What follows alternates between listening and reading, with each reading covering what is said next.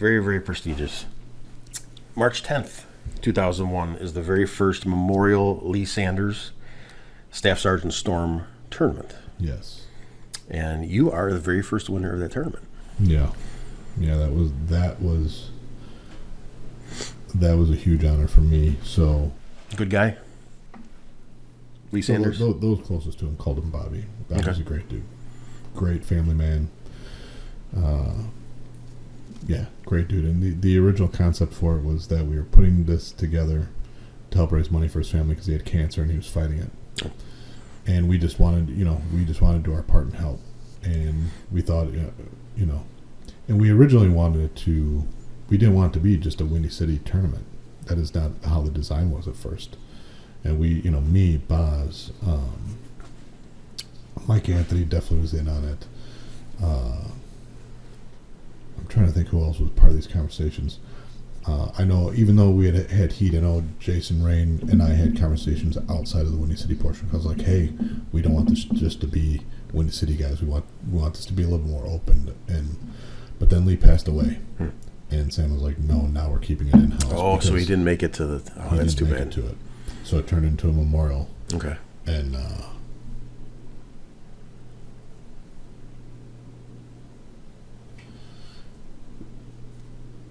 it turned into a memorial. And we actually let his wife, Paula, choose who was going over. But we didn't... Wow. We didn't even know going into the match. Sam called to finish while we were going. So, and then I'm not even going to say that part. But anyway, so we didn't even know. That just makes it even more special. That's amazing. That's probably my favorite. That's probably still my favorite because of that. Yeah, that's got a lot of meaning to it, and that's absolutely something that's, I can say, I was extremely special to, again, anyone in that spot, but like you said, the meaning of it is just extraordinary. Yeah. Right after that, you have absolutely, I think, arguably the biggest match of your career, at least well-known fame-wise. 2 months later, something like that. Yeah. May 6th of 2001 at the Battle of Belts 13 with the crazy idea of the stacked ring. Mm-hmm. How high was that ring above the other one? How many feet would you say? So Windy City's road ring was already a high ring. Okay. And I can't even tell you how high. It was already a very high ring. Where the apron was probably 4.5 feet off the ground, maybe? The apron, the mat itself, the apron, it was already high off the ring. Yeah. And so the next stacked ring was on stilts to the bottom. So, I mean, we're talking that your next mat on the next level up was already 9 to 10 feet up in the air. And then you had ropes going up above that. Okay. So we're talking, if you're up on the top rope, you're already 14, 15 feet up in the air just to stand up on the top. So maybe like the top rope of the lower ring would equal the level of the mat on the upper ring. Correct. Okay. Correct. Whose idea was that, by the way? That stacked ring? Yeah. I'm not sure. Interesting. We'll just leave it at that. Okay. I don't give any free credit away. Sounds good to me. That night you face future WWE Hall of Famer and an ECW original, Rob Van Dam. Yeah. Now, if somebody told me or asked me if I wanted to work Rob Van Dam, I'd be like, I don't know, because I don't know if I'll be in one piece after that match. Did you have any thoughts of that nature, or like just total, yeah, give it to me, I can't wait? So my first instinct, and I suggested it, I was like, have Boz work him, have Mike work him. I just have never had the need to go against stars. I just haven't. But they're all like, no, man. All of them, Sam, Gratch, Boz, Mike, they're all like, no, you're the league champion. You're the one who needs to work him. And they all wanted it for me. I was open to it. We all put our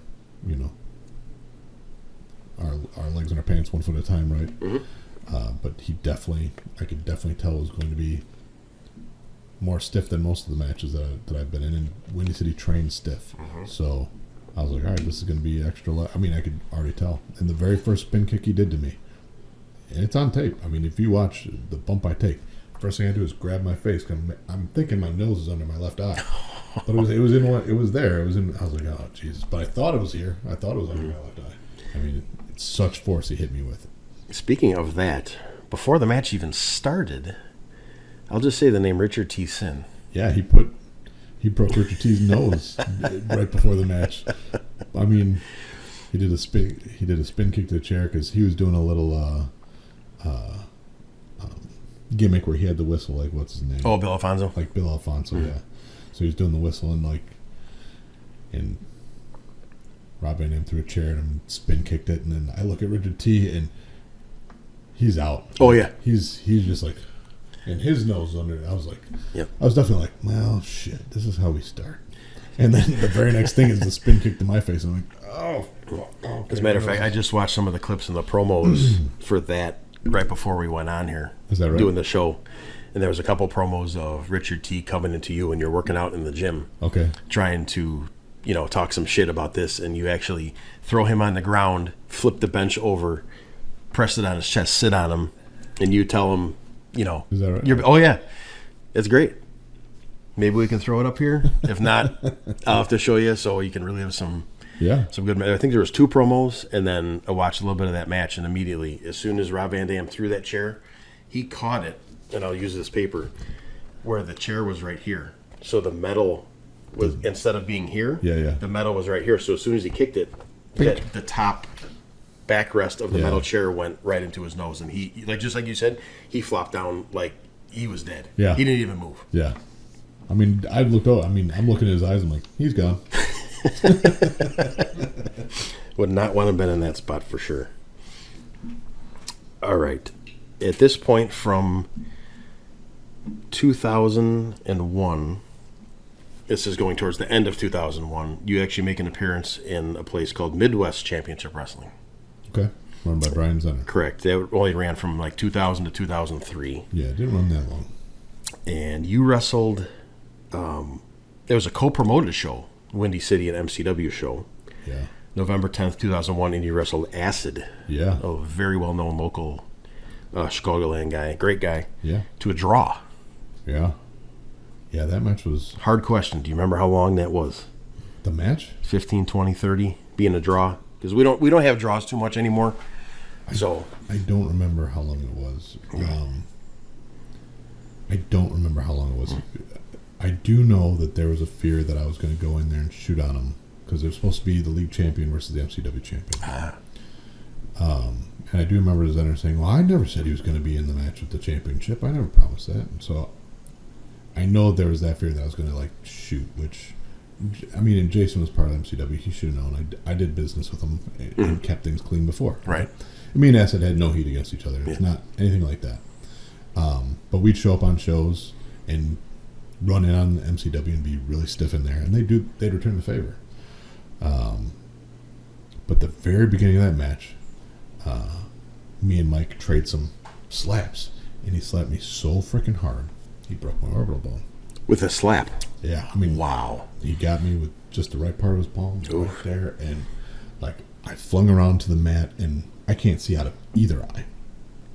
I'm just laying there looking at the ground like, holy shit. I know my eyes are open, but I don't see anything. And the ref drops down. He's like, T, you okay? I'm like, I don't see shit. He's like, what do you want me to do? I'm like, and I forget her name. We used to have this paramedic who was at every show. Beautiful woman. Sweetheart. Used to bring her kids to meet all the wrestlers. I'm like, go get the paramedic. I'm like, go right now. And so Hopper ran and grabbed her, and by the time she came out, I was starting to see out of my right eye. The opposite side? Okay. Me and my left. I was starting to see out of my right eye by the time they got back, and she looked and she's like, well, your left eye is kind of looking up, so I still couldn't see out of my left eye. And I'm like, well, I could see out of my right. She's like, I think you should come out of the ring at this point. I think we should just call a match. I was like, no, I could see out of my right eye. And she's like, I think you need to come out of the ring. And I jumped up and I was like, let's go. And so me and him wrestled a match where I could only see out of one eye, and I had no depth perception on it. Oh yeah, you got to be dizzy and your balance has got to be off. And it wasn't the greatest match. I'm sorry, Mike. It's your fault. Well, you had your Stan Hansen Vader moment. Yeah, right. You've seen that match where he gets that elbow and the eyeball comes not to that degree, but it's the same where you wrestle the rest of the match with an eye. Yep. One eye. And I did a dive later on, and again. Did you really? Yeah.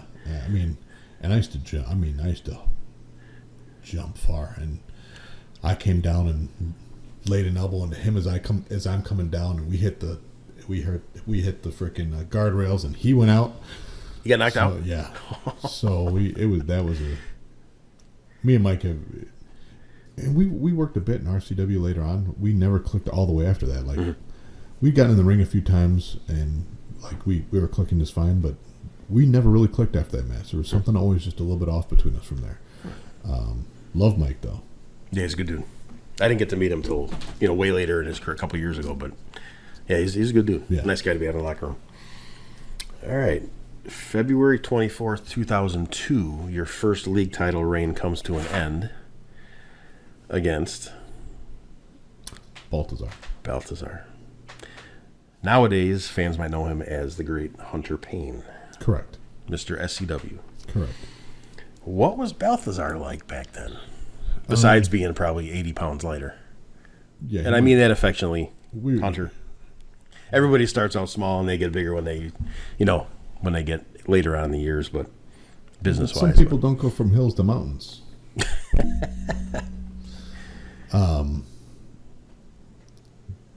Jeff was still, Balthazar Hunter was still really green at this point. And I don't want to say really green. He hadn't been given the opportunities. Okay. He'd gotten hurt a lot. A lot of people were not in his camp, right? And for me, that whole feud with him is about showing that he could do it. Like when we talked about what we're going to do for the year, and I was like, I want to work with Balthazar, and everybody's like, what? No, not. I'm like, well, let's give it a couple months. If it doesn't pan out, we'll trade something up. I'm like, well, let's give him a chance. I'm like, I think we can. So for me that, and then for Sam to have changed his mind and believed in him, that was what I was looking for. I wanted. So when I'm out there, right, it's about the other guy. My job is about them. For sure. And sometimes I take these feuds with the idea in mind that I want you to be better leaving this feud than how you entered it. I agree 100%. And that was absolutely my goal with that feud, and he blossomed. Like he came all the way out of his shell. He came, and we were stiff as hell. Yeah, he's a heavy hitter for sure in that same category. He's probably the strongest guy I have ever been in the ring with. Yeah, he's a monster. He's very strong. And he is the nicest. That was my goal, and that was him winning is right up there with the Lee Sanders tournament. That was one of my proudest moments. Nice. And over the next couple of months, you actually do trade the league title back and forth with him. Mm-hmm. A month later, you win it back, and then he beats you again for the title, and then he doesn't even remember that match. Nope. He got knocked out on that. Did he really? Yep. And there's one point where, like, all of a sudden it clicks. Like, you see that he's out on his feet. Mm-hmm. And I'm like, all right, well, we're getting rid of this. And I go to do, like, I went to do a moonsault off of the guardrails. And, like, the minute I started to jump, I was like, no, don't do a moonsault because he ain't going to catch you. So I kind of go off to the side and, like, I hit him. I'm sliding all the way down his body because he's just like. He's just standing there. So it's like the hitting the wall and then just sliding down. And then out of nowhere, like, he just grabs me, picks me up, and then, posts me. Like nothing, right? It was just like it clicked. And then, like, the minute I hit the post, I was like, oh, you're back. You're back. Okay, here we go. But he'll tell you today, he doesn't even remember the match. Wow. He's got nothing on it. Really? Yep. That's crazy. You had just mentioned earlier Revolution Championship Wrestling, RCW. Yeah. That's the next thing in line, run by Jay Respel and Iggy Kowalski were the names back then. Jay Repsol and Iggy, yeah. And that was 2002 to 2005. That company was going around. Yeah, and now Jay runs Dreamwave Wrestling. Okay. That's who runs Dreamwave. RCW was his first incarnation. And that was a fun little company. I mean, I had to be convinced to go do that by the Drake brothers, and I had to be convinced to work by the Drake brothers. So, because Jay didn't come up. That's one of the things I'm talking about earlier, right? Where it's not a tried and true thing where you got to come through the business to be a great promoter. Correct. Jay didn't come up through the business, which is why I had to be convinced. I had to sit down and talk with people, and because you were from outside the industry. Mm-hmm. But Jay had a great mind. He had a great vision. He correlated those things the appropriate ways, and he had proper respect. I mean, Jay already knows I love him to this day. Great mind, and now I could say absolutely great businessman. Mm. He's a great businessman. So that RCW is a fun place, man. You had some great names come through there, man. You had a great core roster and then great names that came through there. I got a couple down here. You wrestled 2 in one night. There was an RCW title tournament.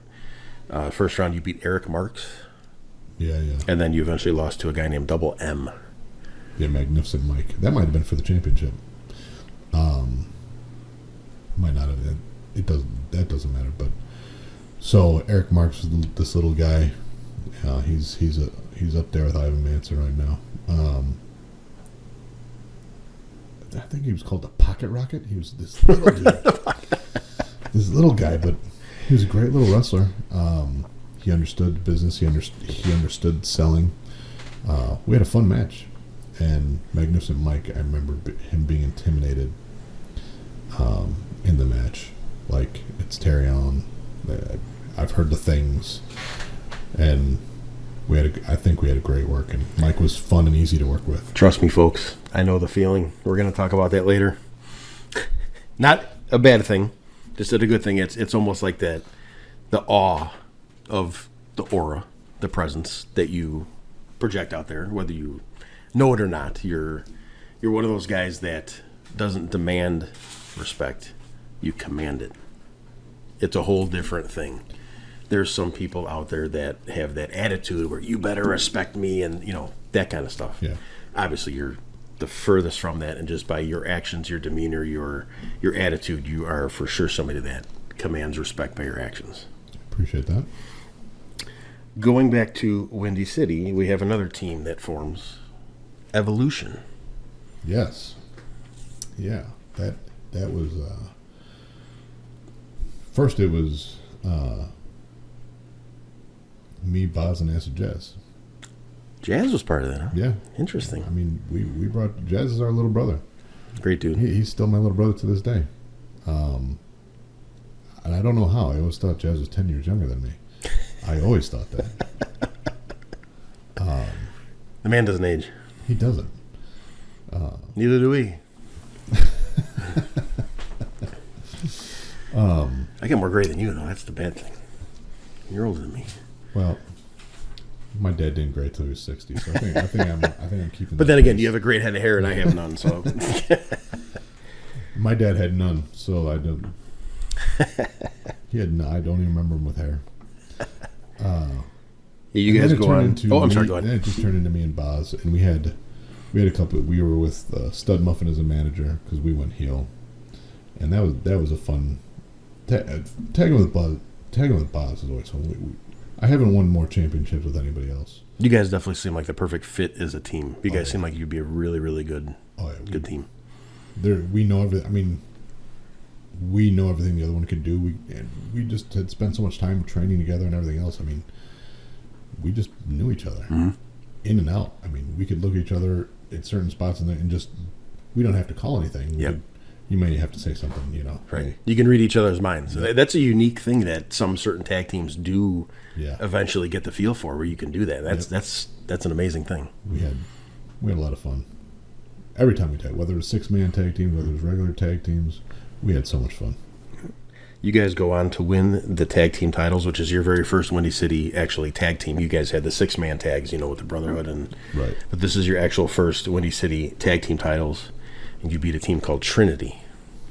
Who was Trinity? So by that point, Trinity, now consider Evolution, started with Jazz. Okay. Trinity started with Jazz because we had turned on Jazz. So it was Jazz. It was Havoc from LWF, and golly,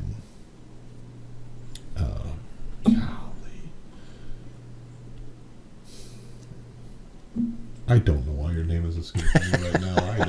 This is the challenge for everybody that's going to be on the show here to pull those memories out of the brain so many years ago. Cameron Cage. Okay. It was those three, and Cameron was a great wrestler. I had met him in RCW. We'd had an amazing match in RCW. I'm like, you need to come up here and start working. He wrestled down in St. Louis a lot. Cameron Cage was a fantastic wrestler. So we beat those. We had beaten Cameron Cage and Havoc in a match. Okay, because Jazz was out of there already. Jazz was still part of the team, but he wasn't Not in part of the match. Trinity was just meant it was the three of them Gotcha. as a team, but the champions were those two. Gotcha. Did he do the Freebird rule kind of? I don't think thing? Jazz ever defended. I think Jazz may have been a lightweight champion at this point or something. Just part of the group, but those were the main guys that Correct. had the tag belts? Correct. Gotcha. I think they're managed by Richard T. Sin, too, I think. Sounds maybe appropriate. Next promotion comes up here is MSPW, Midwestern States Pro Wrestling. Yes. Run by a guy named Danny Scott. Yes. And that ran from about 2003 to 2007. Sounds right. Few matches there. One of them, too, against a great guy. Matter of fact, just saw him at the Eric Priest Memorial Show. Bryce Benjamin. Okay. Great dude. Yeah, I think that was Bryce's first match. Really good guy. That was a lot of guys' first match. Yeah, that was 7/20 of 2003. That's one when I came back to Brian Zenner, because Brian Zenner was at that show. Okay. And he was like, "Hey, I want you to work with a new guy." Blah blah blah blah.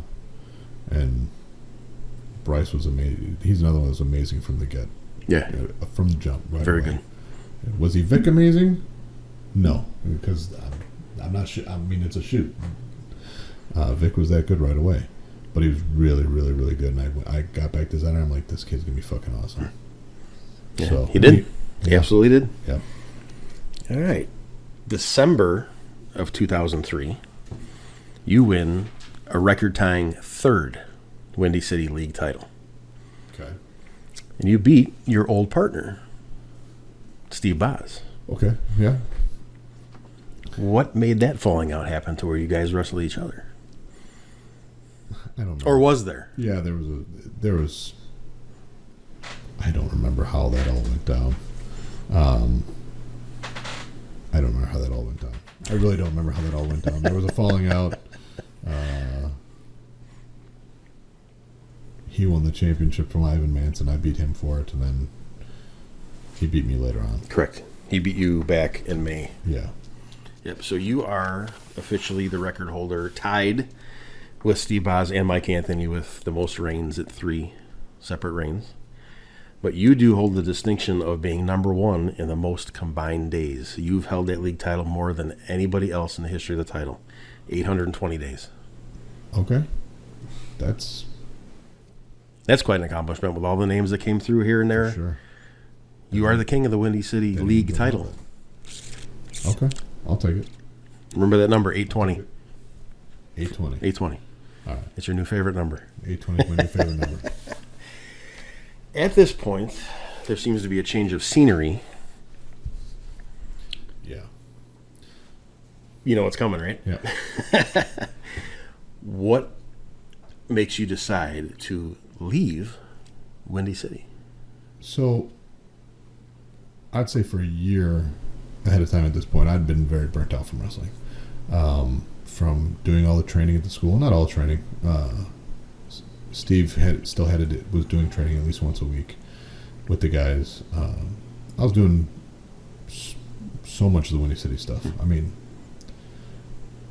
the booking, helping promote, just my hands were on just about everything, and I was absolutely burnt. I had my kids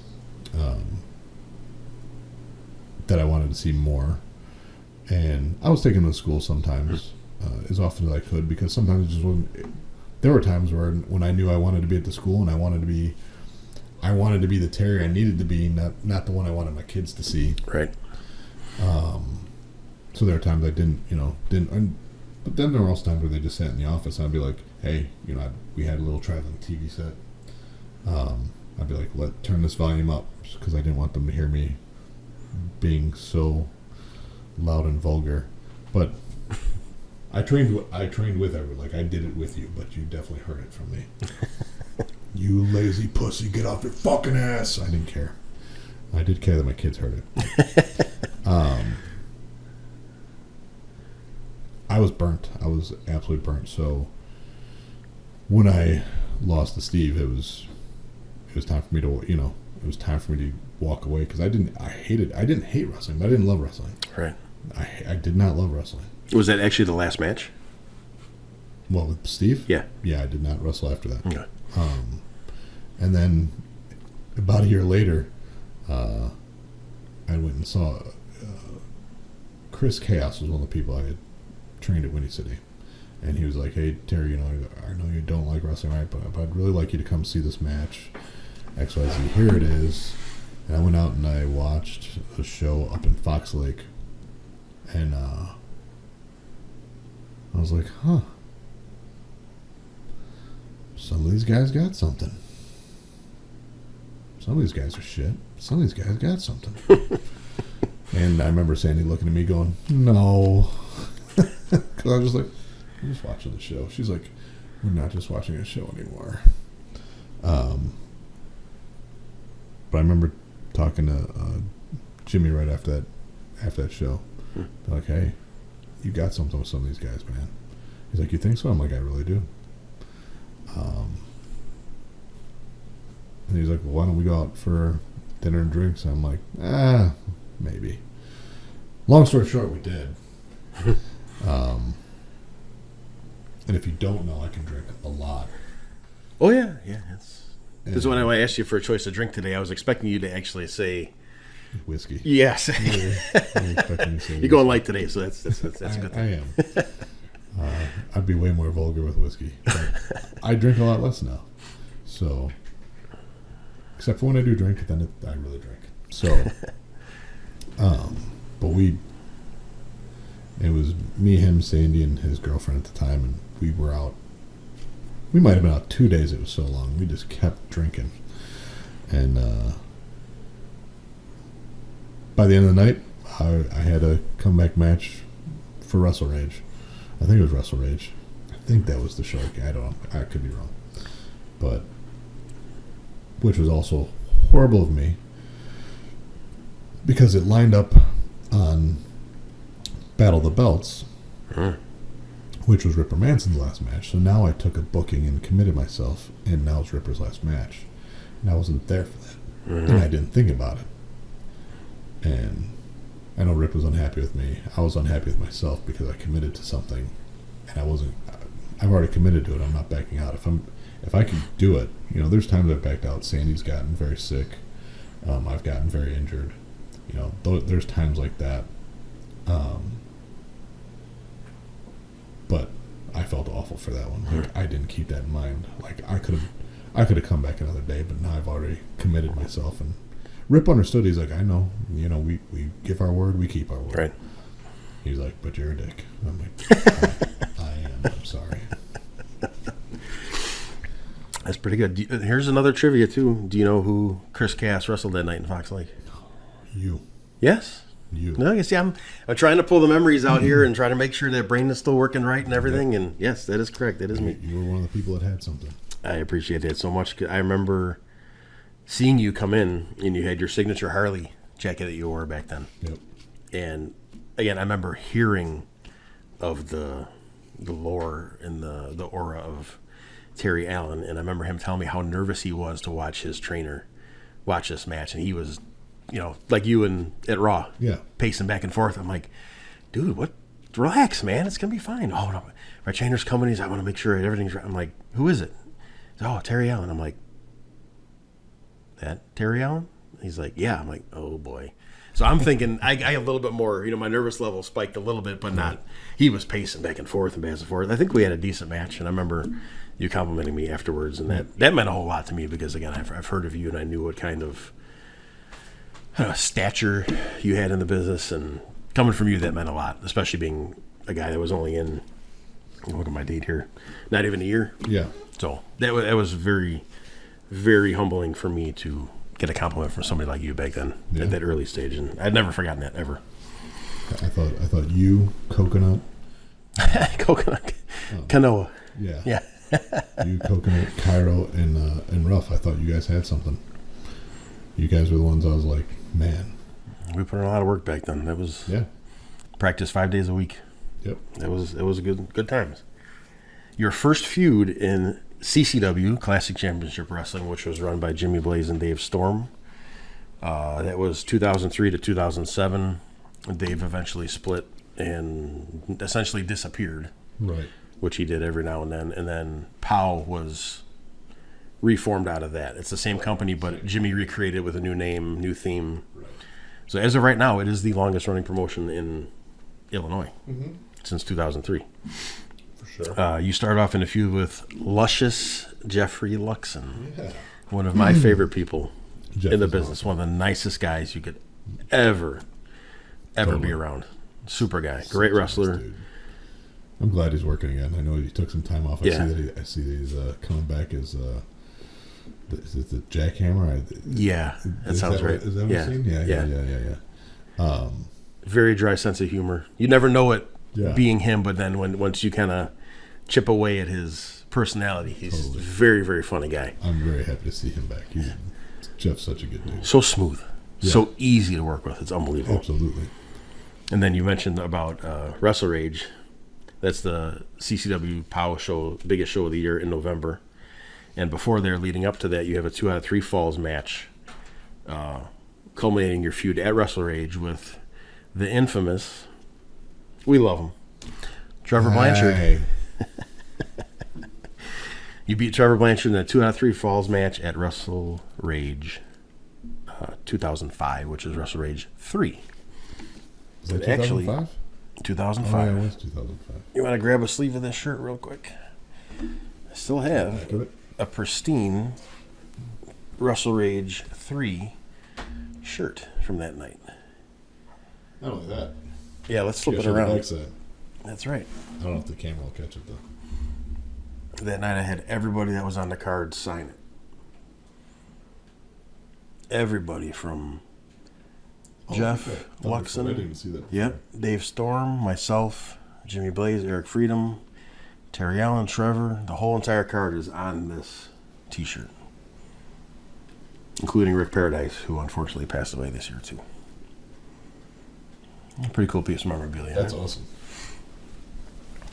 Alrighty. Then, after you get done with Mr. Blanchard, you guys select me, of all people, to go in a very high-profile feud, which is probably my biggest at the time in my young career, with a guy named Kirby that wrestled in Windy City. He was the Battle Royal champion. It was 120 guys, 3 rings, 120 people. Yep. Largest Battle Royal ever in the history of wrestling. Yep. He came to CCW and kind of threw some ideas around and convinced me to buy a $600 suit so I can dress like him when we team together and go out and have our little group together. And one night in Elk Grove, Hattendorf Center, remember that building? The big gym? Yeah. The blue walls and everything? Oh, it's a good building. You had a match. I believe it was with myself. And no, actually, this was before that. I lied. Let me go back one show further before I talk about that one. Myself and Kirby wrestle each other because he came in that Wrestle Rage trying to win my regional title. And we had a match in Fox Lake. So if he beat me that night after I had my match with Thunderfoot, he would get a shot at my regional title in the next show at Fox Lake. So we had our match together. You ended up coming out in street clothes, confronting the whole situation. I don't remember exactly if you were more getting at me or getting at him because you guys had history together. And all of a sudden the tables turned on you, and we got together and jumped you and attacked you and left you laying. Right. And I'll show you some pictures later too. I got some good pictures of leaving you guys laying out there, and then we do the big handshake where it was all in cahoots, right, the whole entire time, just to egg you on and draw you out to that. Yeah. What do you remember about the early stages of that angle? I remember that you were one of the people I wanted to work with. And that's kind of how that premise also came together, was like, as I said earlier, I want to work with somebody. I want them to be better on the way out than on the way in. The rest of it, I don't remember all the little pieces. I guarantee I've stricken a lot of it from my memory. We had 3 singles matches. We had a tag match. Not our matches. I'm talking the situation. Oh, yeah. No, I know what you meant. Yeah. But that was one of the things I said to Jimmy was like, hey, let me work with Scott. Mm-hmm. I just felt like working with me, you could be so much more solid on the back end of that than going in. I feel like I came out of there a better wrestler and man from working with you for sure, because I think you helped with the overall package of putting matches together, just the way to be just so snug and intense. And I grew up in the business, and I grew up as a person for sure working with you, because you taught me all of that, not necessarily just in ring work, but how to conduct yourself business wise and just attitude wise, and to really, like I said, lay it in there, be intense, and make everything mean everything.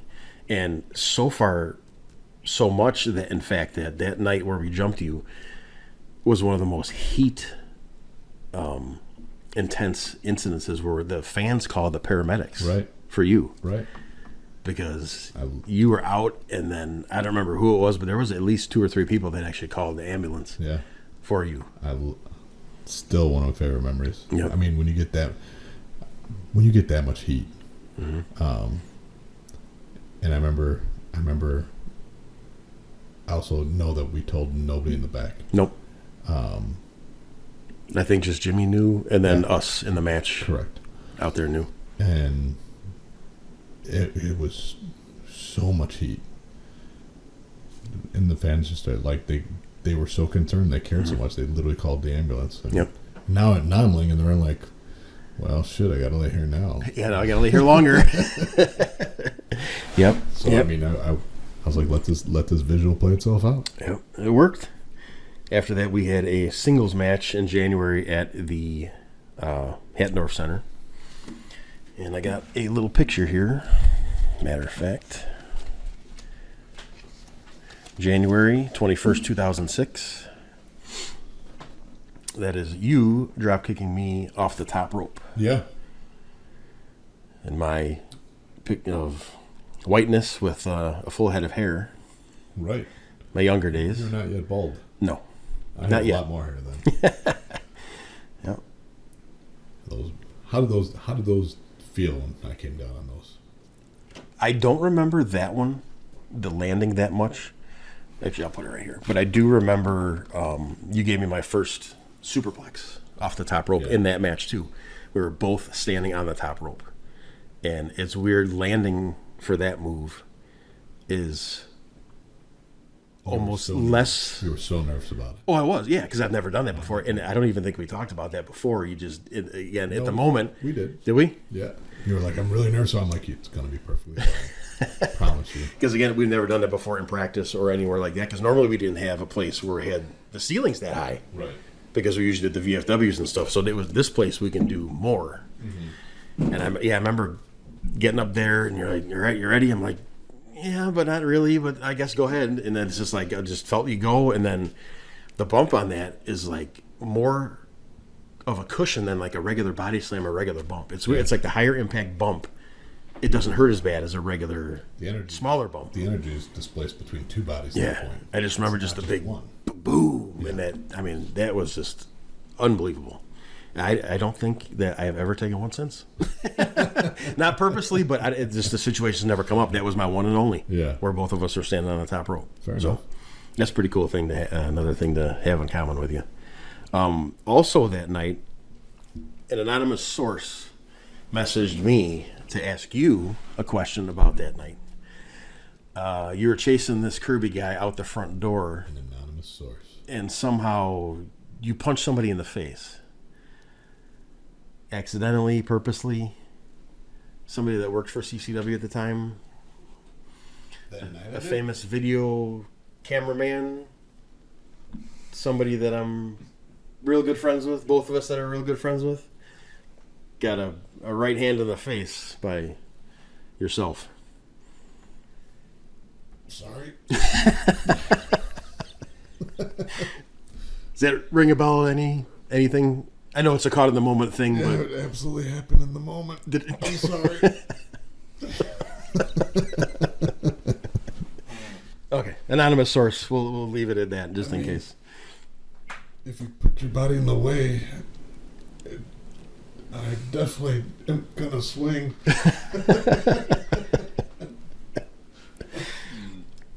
All right. Later that next month, February, me and my partner Kirby against you and a mystery partner. I don't remember. Did we have an actual partner set and something happened where they couldn't take that spot? No. Okay. When that mystery partner was announced, I don't think I've ever heard a louder pop in that Fox Lake building or any other CCW shows at that time in my whole career than that night when that partner was announced. Yeah. I remember that. I remember thinking, this is going to be a good pop, and then thinking, yeah. Holy shit. Standing in the ring, you almost get that muffled hearing kind of a thing when it's that loud, and Rough Crossing was announced as your partner. Right. That roof blew off of that building. Yeah, that was awesome. That was a really, I remember thinking, this is going to be a good pop. I remember being, I think you can see on the video, I definitely look around like, holy shit. Yeah, that was a shocking. I mean, like I said, I was thinking it was going to be huge, but not that. Yeah. Not that huge. And later in that match is one of the funny goofs I think I remember from our little feud. Back then, the chain that I had was not this big. The links were smaller in diameter. It was only about, 2 feet maybe. And we got you down by the ropes, and I had a padlock with me. Yeah. And I was going to padlock you around your neck to the bottom rope while Kirby had his way with Sandy. Right.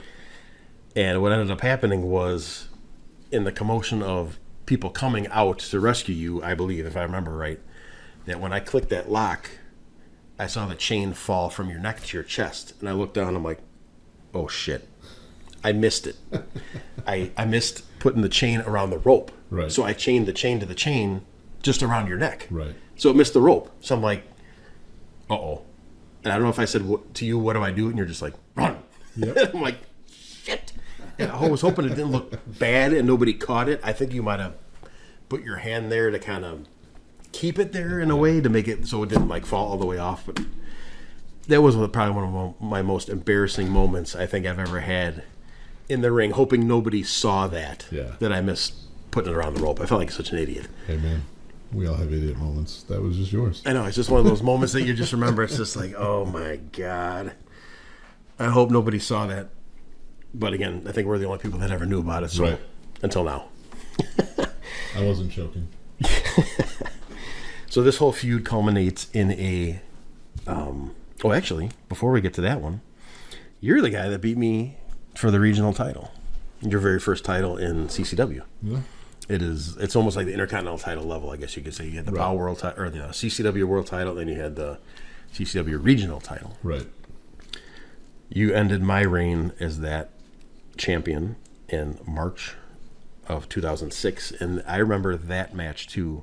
I believe everybody came out to ringside. Did the whole locker room clear and come out to ringside towards the end of the match, or was it just Jimmy and Joey? I don't remember. Because I remember there were people on the outside, and then you hit me with like a Dreamer driver, kind of a suplex driver thing that he was doing at the time. I think you started using that move.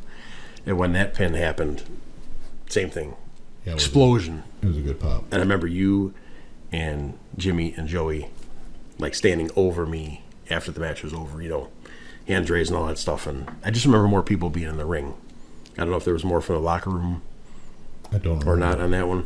I cannot say. I do not remember. Okay. And that goes into your formation of Out of Control. Is that where it started? A little bit later, but now that they're all in the same ring here, yeah. Okay. How did you guys all get together as a group called Out of Control? Don't ask me. I think Jimmy and Joey are already calling themselves that as a tag team. Mm-hmm. I think it was whiskey and tequila that brought us all together. Somehow I'm not surprised with that. Yep. I think that's how that happened. It just made sense. It fit at the time. It wasn't a long-lasting team. Yeah. You guys are all good friends with each other anyway, so it kind of gelled together really. It did, and we still are. Really well. The last match in that feud before Out of Control Forums was a title versus career match in May at the Lakemore building. Okay. We only did 2 shows in Lakemore in CCW. Career versus title against Kirby. Falls Count Anywhere, no DQ. Okay. That was a wild and crazy match. You guys let it all hang out. Yeah, we did. I was out at ringside with him and security guard Russ Boggs. Remember him and Butch and Joe were all out there. Oh, yeah. Best security team ever, by far. Yep. And Russ is one of my best friends in the business to this day. And I remember I was getting kind of wild and crazy out there, and I went to go swing and hit him. He ducked and threw me up on his shoulder like I was a feather and ran to the back. So that took me out of the equation for you guys to finally lay it all and really kill each other out there. I remember a ladder was brought in at one point. Yeah.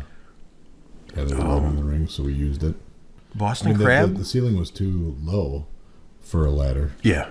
But it just became a tool in this, loser leaves match or retires or whatever it was. I remember became a tool. Boston Crab. Was that the finish? Sharpshooter. Oh, that's right. Sure. I know because he had the injured back. Yep. That's right. I knew you wanted to. Yeah, and that was the final. I think we used the Boston Crab somewhere in there as a hold. Okay. Yeah, sharpshooter. And then that was it, and then his career was over from that point. Right. CCW at least. Correct. All right. Back from then, one of your later matches with the CCW regional title was against one of my favorite people, the Southern Gentleman, Shane Morton. One of my absolute favorite people on the entire planet. How good is he? Dude, Shane's working. Amazing. Shane's amazing. He's amazing, but he's amazing to work with. So easy. Yep. So smooth, so clean, and just fun. Like I loved working him. Mm-hmm. Loved it. Never talking about nothing. Just going out there having fun on the feel. Yep. On the fly, like the show is called. Then in August, the CCW regional title is actually vacated. Yep. What was going on at this point? I was in a car accident. And so I got T-boned. And I wasn't physically hurt, but so I've had migraines since I was 4 years old. I was in a motorcycle accident. I was on the front of the bike. We had a telephone pole. I've had migraines ever since. This car accident made these migraines start happening like out of nowhere, like I was getting shot in the back of the head. Really? Anything physical, it'd feel like someone just walked up and put a gun in my head and pulled the trigger. I couldn't pick up my kids. Like, I'd have to sit down on the couch or chair and have them. I couldn't pick them up. Anything physical I did, it was an immediate, just like, boom, and it was debilitating. And that's what happened at that time. It passed after. It eventually passed. It was a while before it passed, but it was debilitating. It was scary as hell.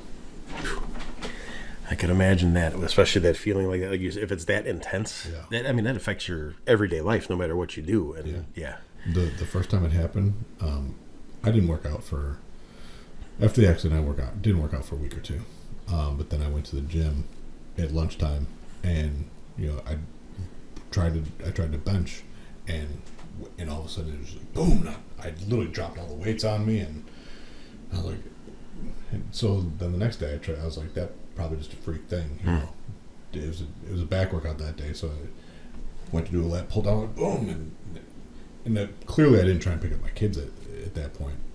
But then I started knowing everything physical I did. It was an immediate just boom.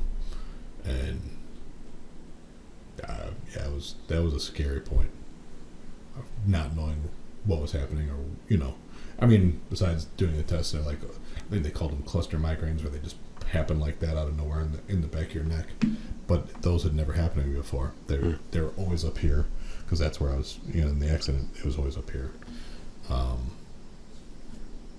It was totally different. So, but they were like, "Oh, we could put you on more medications," and all the medication I've been through in my life they just make me dumb and drool. And I'm like, "Well, this is just a migraine. I'm gonna have to figure out how to live with this," because that's what I've done at that point. So, yeah, it was messed up. But eventually, those subsided. I'm not. This is wood, so. I hope that never happens again. Yeah, I couldn't imagine having to deal with that every day, and then let alone not being able to do what you love to do. Yeah, it's like a double, yep. A double shot there. All right, so after that, you take time off. You reappear in a company called AWA Slam. Yeah, I have a few matches here and there. One is actually with Acid Jazz against a guy named Mason Rage and Rob Roy. Not familiar with those two names, but obviously Acid Jazz, of course, we know him very, very well. I got nothing. You do remember wrestling AWA Slam shows? Yeah. A couple of them here and there. That was in Chicago, I believe. Yeah. In like a warehouse. I remember going to one of those. You do make your return in 2007 to the newly changed from CCW. It's now called POW. Yeah. Your very first match, or one of the earliest matches back, you teamed back up with Joey Chichi against Adam Evans and Diego Corleone. Another infamous name in the Chicago scene. Yeah. Let's see. After that, well, actually, describe Diego for us and all the people that don't know about him. Diego is a very eccentric personality who, I'm not sure if he showered. Or if he showered, he didn't wash his gear. It could have been a combination of both. Sweet guy, but smelly. He was a nice guy. Eccentric is a good word for sure. He was different. He was definitely different. Again, sweet dude, but I remember there was at some point he and I wrestled, and I had told Sandy, I was like, "Hey," I'm like, "if his shit stinks, we're spraying him down with an Axe in the ring." I do remember that. And she's like, and so I bought 2 cans of Axe, and sure as shit, his shit stunk. And I mean, I have a problem with people with smelly gear. It's not okay. One time, Willie Von Richardson used to do it as a joke, and I told him, I'm like, "Willie, if you show up to a show and your shit stinks, I'm going to knock your fucking eye straight." And he showed up with it. He was like, "Oh, try it." And, just having fun. Man, that first punch, he's like, "Fuck, I didn't know you meant it for real." So I told you. So, yeah, very, very beginning of the match, we just chain really fast, throw him in a full Nelson. I fucking hooked that thing in. I walked over to Sandy, and she's just like, pshh. And he's like, "Ah!" And I'm like, now we can wrestle. That is awesome. All right, one of the big moments here, too, is another Wrestle Rage moment, Wrestle Rage 5. You have a 3-way ladder match with Brandon Bishop and Ex-Con. Okay. And I know there's a hilarious story about this match with you and Brandon Bishop together trying to suplex Ex-Con off the top of the ladder. Oh, one of my favorite stories trying to get ever. him off that freaking ladder. Holy shit. Now, I could picture being scared as I was off the top rope, but this is a double suplex off the top of a, not exaggerating, at least 12-foot ladder? It was the big yellow metal ladder. It was tall. So I can see why he was scared to death. My God. I don't think anybody's sandbagged harder in the history of sandbagging. I think he was trying to take the ladder with him. It was at a certain point we're just like, yeah, we're chucking you at this point. But the little conversation you guys actually had at the top of the ladder. See, people that are fans or that are not in the business, they don't know that within like a second or two, we can have a full-blown conversation with each other. And it's like the real time feels like 1 or 2 seconds, but when we're in there, it feels like it's a minute. Yeah, it feels so long. Yeah. But yeah, pretty. I mean, the gist of it was you're fucking going. And it played out much longer. Like, I'm not ready. I can't do it. And it was, you're fucking going. And that was a rough match. But you remember what he said, though? No, I don't. He said, I can't. And you're like, why? And I've heard this from him. I've asked him about it. You say, you're going. He said, I can't. And you're like, why? Because you're standing on my foot. One of you guys was standing on his foot on the other side of the ladder, so he couldn't actually get suplexed off the top. Hey, that's fair. And then one of you moved it, and you're like, okay, we're going. That's fair. Yeah, the way he tells it is just hilarious. But yeah, your guys just trying to convince him to finally go. I shared a picture of that not too long ago, and he's definitely like, you could see he's that position that he's coming over that freaking ladder. Oh yeah, he's not a small guy either. He's not a small guy. Yeah. He's getting chucked right there. Yep. He's getting chucked. And bad enough, you got to make sure you guys are landing fine. Yep. Going that far down to yourselves. Yeah. Giving the move. So it'd be scary for all three people. Oh yeah. Being that high up. And you know, Khan's afraid. He's green. So that's it. I mean, you're definitely worried about everybody. At that point, you're fucking going. Yeah, just go and get it over with and figure it out later. All right, next big moment comes. You actually do win. Not actually, but not with that. You should be surprised. I didn't win it in that ladder match. Nope. You had another ladder match with your old friend Brandon Bishop. That's right. Who was the champion at the time, and you win this baby right here. Yeah. The POW World Heavyweight title. Gorgeous belt. It is. This is one of the last Reggie Parks made belts, by the way. It is. Greatest belt maker. If not the last one. Of all time. Yep. And I will always thank you forever because this was yours before I required it. And I remember you made a promise to me that one day when you were ready, that I would be the guy to you would give it to. So I will absolutely. I'm forever grateful for you for like as many notes as on this paper. That's how many times I'm grateful for you for the things you've done for me in my career. So it never gets old for me telling you that. I appreciate So this is a very important belt to both of us because we both held it, and it's just one of those belts that means an extra lot more than other belts. Agreed. Facing your friend Brandon Bishop again after all these 10 years later. Yeah. Me and B always had fun in the ring together. But I broke my ankle in that match. I broke my heel in that match. Really? Yep. Why don't I remember that? Watch it. I was going to do a dive off the top, and I came down with an elbow, but my foot just hit the wrong way. And and if you watch, like for 6 months after that, if you watch any match I have, anytime I usually bumped with my left leg up in the air, but anytime like it was a snap suplex and that thing hit, I'd immediately roll out of the ring. I'd get a jolt all up my body, and this is after heat. But I mean, I don't have that problem anymore. But every blue moon, I do catch it really funny. Where I'm like, oh shit. But yeah, for months afterwards, anytime I took a snap suplex or something like that, where I couldn't stop it from hitting the ground, awful. But I mean, I think I took a month off, but I wrestled through it after that. Mm-hmm. So I just limped for a while.